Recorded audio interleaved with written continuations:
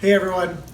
Sometimes I just come down here to remind myself of all the good times that we've had and just some of the memories that we've made together. I don't think I'll ever forget sock wrestling in the youth room here.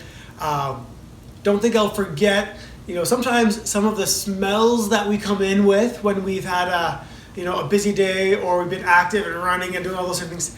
And I also won't forget all of the different bits of nail polish and different accessories that some of you girls just kind of love to chat about and show each other and whatever else. But all of these memories, they make me think of you, and they make me remember how much I enjoy you, and whether it's the silly games we play or some of the hobbies that we enjoy doing. It just brings a smile to my heart, and it makes me just can't wait until we can actually be together again. And but Christmas break is almost here, and I am looking forward to the time that I'm going to get to spend with my family, and just some of the things that we're going to get to do. And there's going to be some movies that I want to watch. There's going to be food that we're going to eat, and games we'll play, and maybe we'll make some snowmen. I don't know. We'll see what happens, right? But we all have these Christmas traditions that we do, these things that we just enjoy doing when you guys can put school aside. You don't have classes that you need to head to. You don't have homework that needs to get done. And you can kind of just take a break and just sit back and relax. And so one of the things that I am really looking forward to is sitting back with my kids and just watching a movie with them, right? Making some popcorn, snuggling on the couch, and just kind of watching some of those. Especially, there's some movies I only watch around Christmas. And I'm not sure what they are for you, but Home Alone was one that came to mind. And it's one of those iconic Christmas movies, right? Where it's just that, even as I said it now, there's probably certain scenes that come to your mind.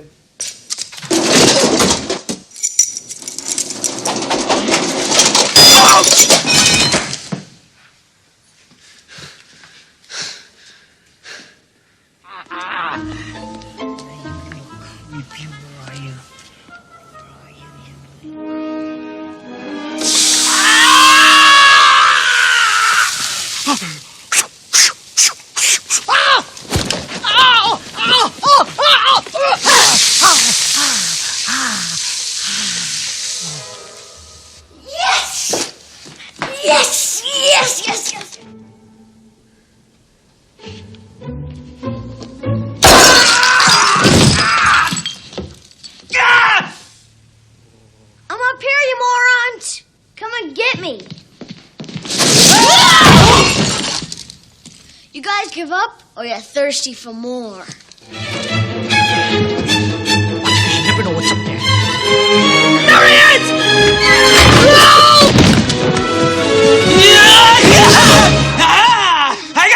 I got him, Harry! I got him! Harry, get up! Give me a hand! Ow! I got him! Harry, help me! Get up! I got him!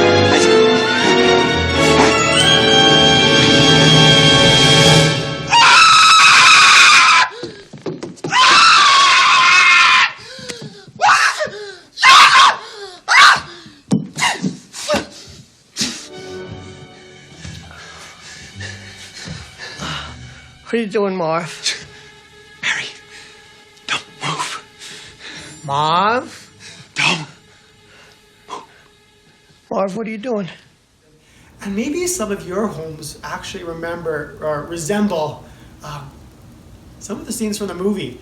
And so maybe you want to watch out with some of the ways that you treat your brother and sister over the break.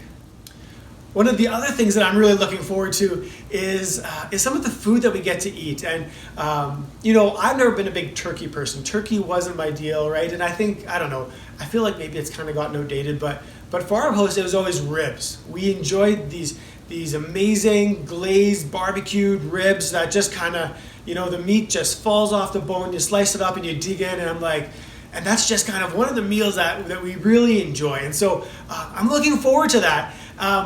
Some of you may have your own meals that you look forward to, and sometimes we just sometimes it's the junk food that we're just super excited about. And then I traveled through the 7 levels of the candy cane forest, past the sea of swirly, twirly gumdrops, and then I walked through the Lincoln Tunnel.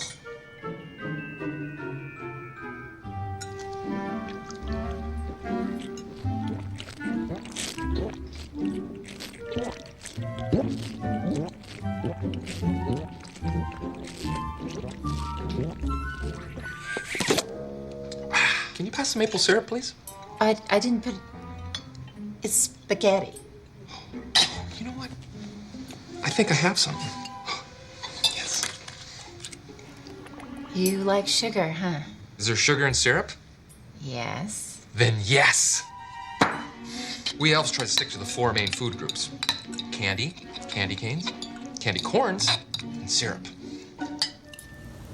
But in all of it, I'm just excited for the memories that we get to make, and that's where, even though this year is different and whatever else, I still know that with my family, I'm gonna get to make some memories.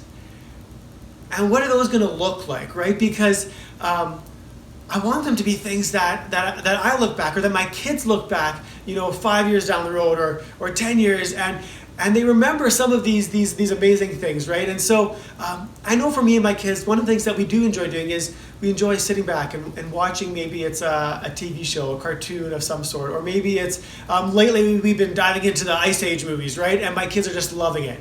And we love these things for different reasons. Sometimes they're just so silly, right? Sometimes we love the story behind it. Sometimes we love what the outcome looks like, and sometimes it's the action. It's just like, I just want to see, guns going off, and I want to see fights, and sometimes it's the, I want the feel good. I want to see the way that it all works out in the end. And whatever it is, we have different things that come to mind. And the thing about movies is that sometimes what we enjoy about them is that they're just so over the top. They're so extreme. Like, I think about Home Alone, right? There's so many things in that movie that are just so out there and so extreme that it's just funny to watch, right? You can't help but laugh at how either ridiculous it is, or the amount of effort that someone puts into it, or just the plain old stupidity of some of the characters that they create, right? In other movies, it's just the way they create a character that either is just, it's so funny, and the jokes that they tell, right? And Elf is a classic one for that, right? Because there's so many things about it that are just so silly, so ridiculous, so whatever, just so out there that you can't help but just chuckle. And so we have these different types of movies, but they're created in a way that sometimes they draw us in, and we just kind of, we just enjoy the story or the character or the shenanigans and the things that happen. And it's interesting, right? Because a lot of these stories, like, you look at Home Alone, and I can ask you the question of, like, how realistic is it, right? How much of that actually happened? And you're like, well, none of it, obviously. It's not a real story, right? And like, how much of it could happen?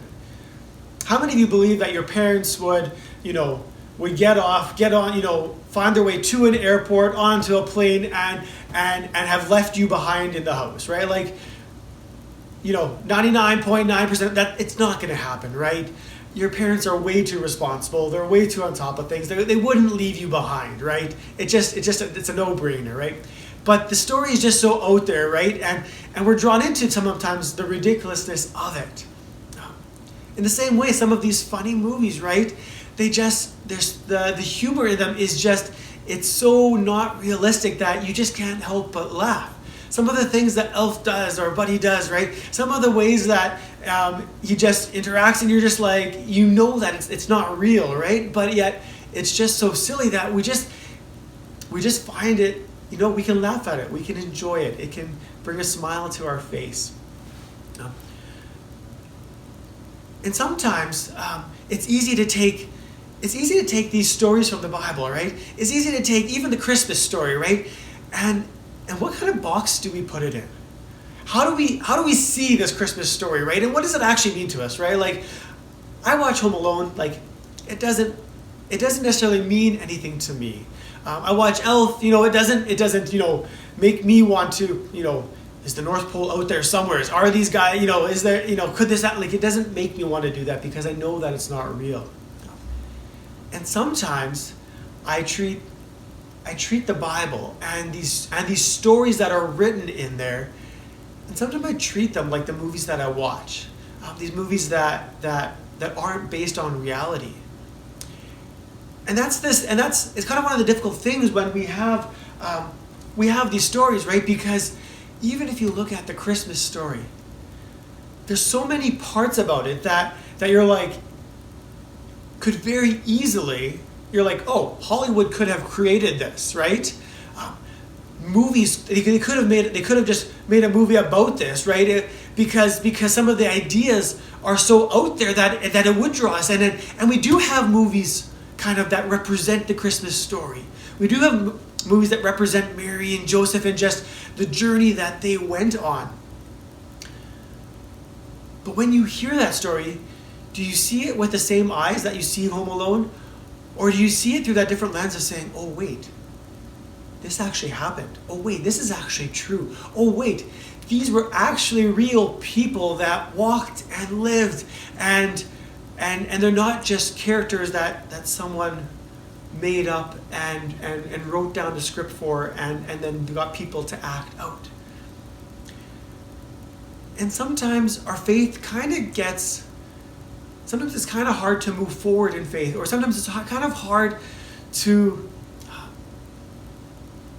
see what God's wanting to do in your life, because we view these stories in the Bible and we view the truth that's shared in here kind of like a movie that we've just kind of sat down to watch and enjoy and then kind of move on from. And as we go through this season, I kind of want you just to take a step back, and I want to challenge you to think about saying, what does it look like for you to treat this as truth rather than as a movie that's just been made up to entertain us? And it's kind of interesting, right? Because there is actually so many movies that take a lot of the ideas in here. A young girl, becoming pregnant, right? Like they take that idea and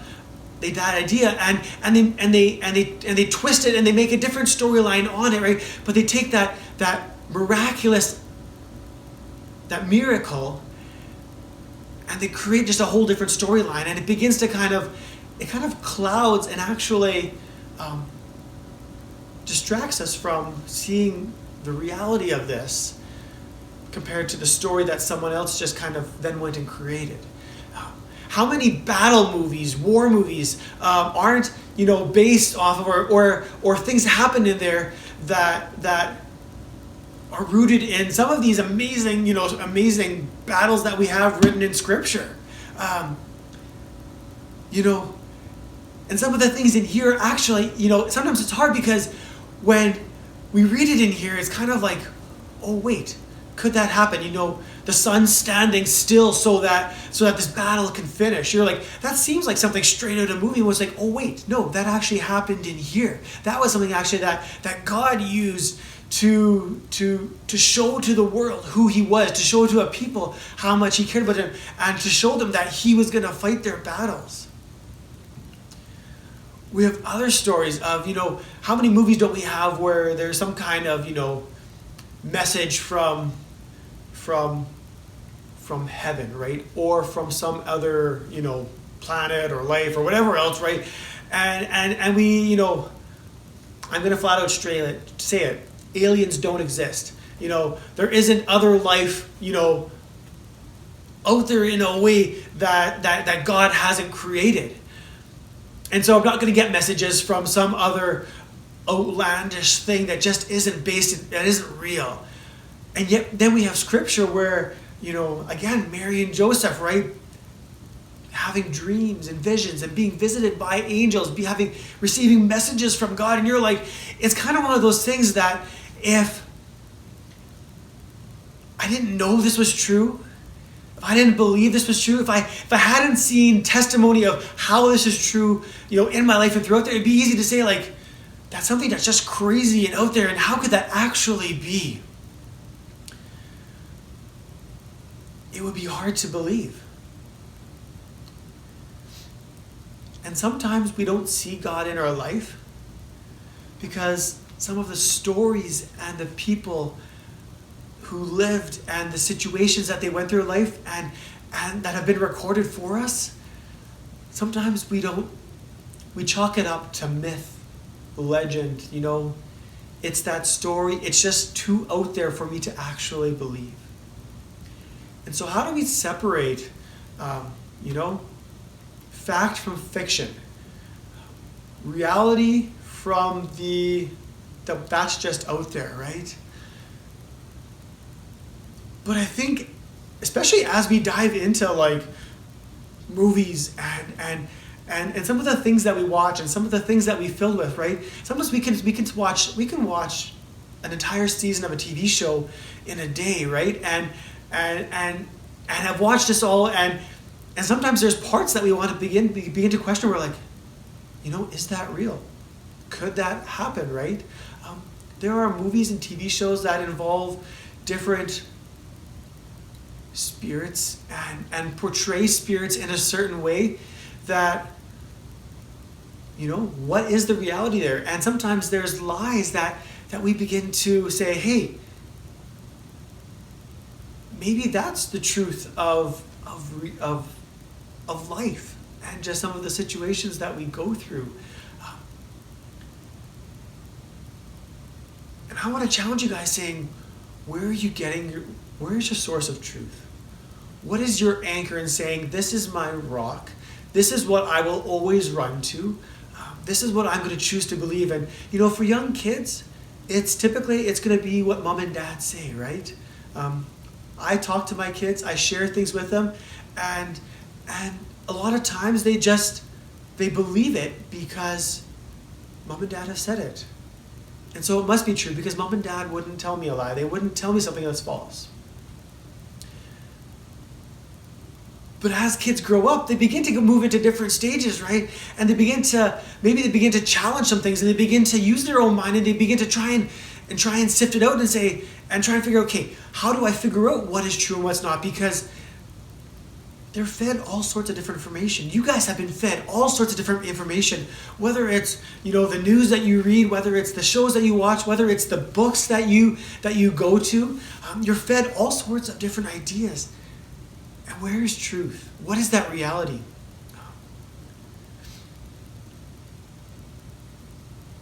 And maybe you grew up in a home where the Bible wasn't really shared as saying, this is the anchor that we go to. This is what we believe, and even maybe your parents haven't told you how that's played out in their life. Maybe your parents haven't explained to you saying, I believe the Bible's true because this is how God's actually worked in my life. These are actually the stories that I could share with you. Because God's wanting to build stories into our life that are based on truth that maybe actually would be just as hard to believe. Maybe they'd be just as hard to say, why would someone do that, right? Maybe it's that your parents, or maybe you've experienced some kind of healing in your life where, you know what? You suffered from something.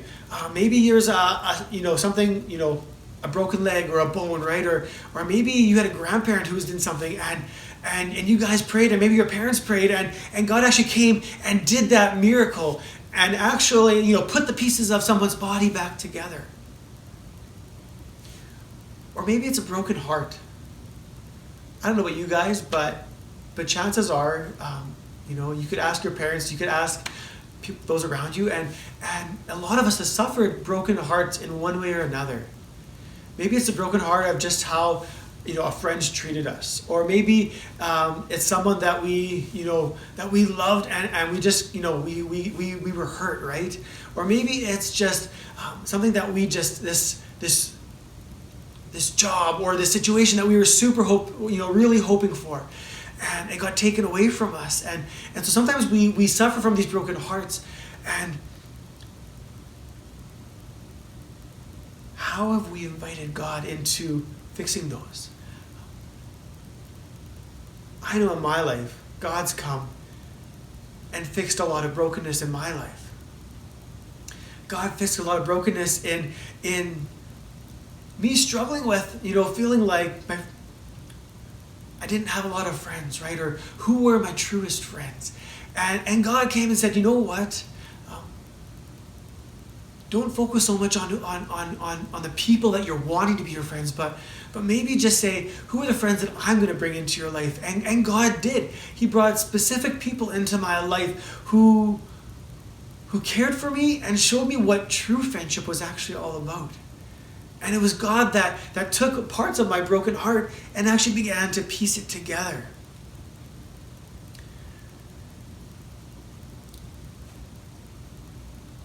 And maybe there's things in your life. Maybe there's parts of your life where you're like, things are just either a mess, or they're broken, or they're frustrating, or where you're just needing God to step in and say, God, I need your truth in it, but I want you to do this amazing thing.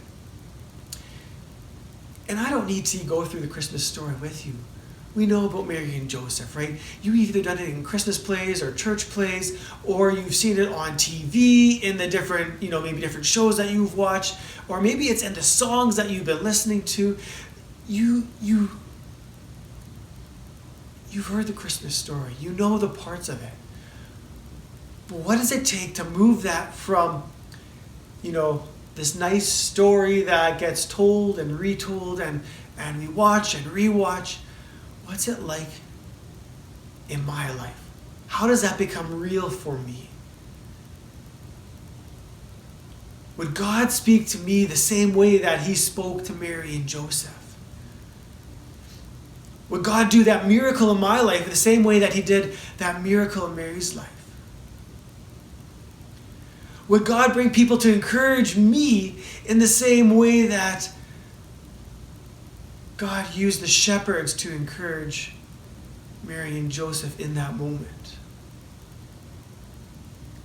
Is God waiting to bless me the same way that these magi came from far to bless me?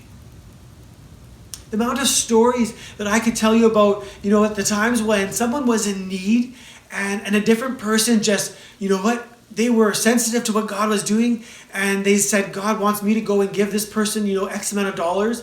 And it was exactly the amount of money that other person needed. I could tell you story after story, but that's how God does it. That's who God is. That's the truth of how he works. Or maybe he's wanting to use you to be that person to bless someone else.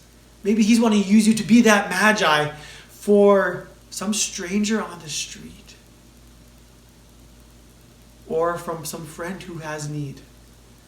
Maybe he's wanting you to be that shepherd, to go bring that encouragement to someone who's just maybe feeling like they're all alone. And I bet it would have been very easy for Mary and Joseph to have felt all alone, have these crazy things happening around them, and just to be like, here we are in a barn, figuring it out by ourselves.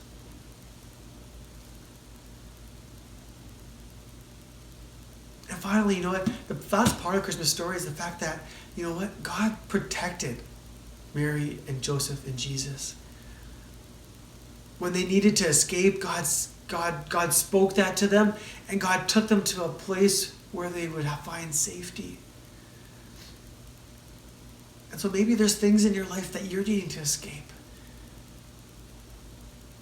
And maybe you need to hold on to the truth of saying God wants to lead you into a place of safety. And he's going to show you that place, and he's going to ask you to walk towards it. The funny thing is, often we want some of these other movies where people are just kind of like teleported from one place to the other, and they didn't actually have to make that choice themselves. They didn't actually have to walk that journey themselves. They didn't actually have to say, okay, I'm going to choose to follow you, God. But the truth is, a lot of times, God shows us his truth, shares with us what the steps that we need to do, and then he lets us make our own decision. He lets us choose if we're going to follow that truth or if we're just going to actually say, God, I'm just going to sit here and I'm going to wait for you to teleport me. Take me out of this, God. I'm going to wait. I'm just going to wait for you to do that.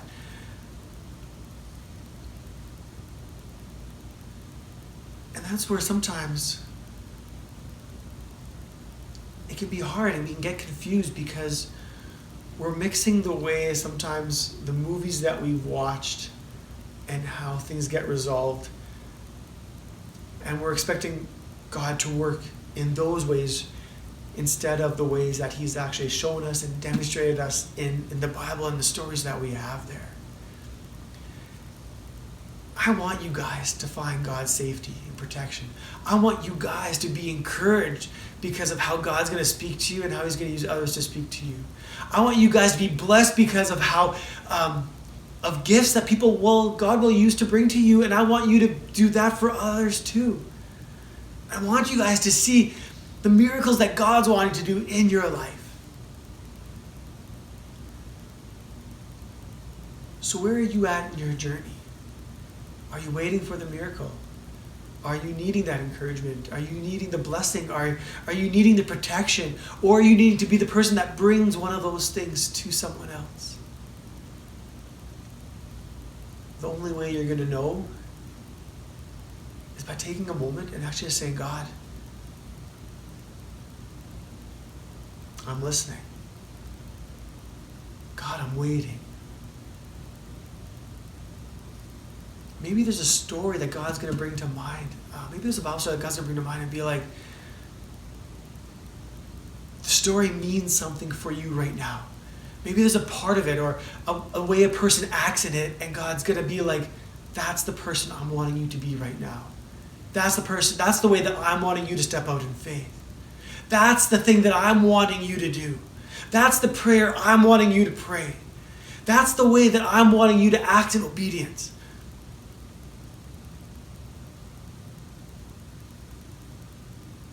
But are we allowing God to speak to us? Are we waiting for God to speak to us? Are our ears opening? And are we regularly just saying, you know what, I'm gonna read a favorite story and maybe God and who is it that God's gonna bring to mind? Which character does God say, there's something in that person that I want you to imitate. There's something in how this person who lived and breathed and something that they did that I want you to do. And that's my challenge to you guys, is saying, what's the truth of how God is inviting you to step out in this moment, in this season, over these Christmas holidays?